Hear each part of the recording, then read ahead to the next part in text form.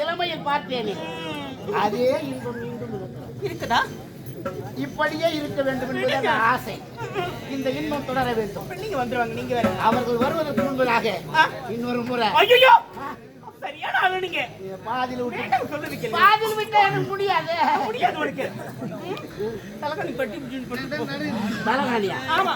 தலகாணி பிடிக்கிறதுக்காக உன்னை பட்டியா கட்டந்தனால பிள்ளைங்க வந்துட்டாங்க. நீங்க வேறையா மக்களை சந்திக்க வேண்டும். கண்டிப்பாங்க. அவர்களிடத்தில் இருவரும் கலந்து ஆலோசிக்க வேண்டும். மக்கள் நல்வாழ்வுதானே நமது வாழ்க்கை.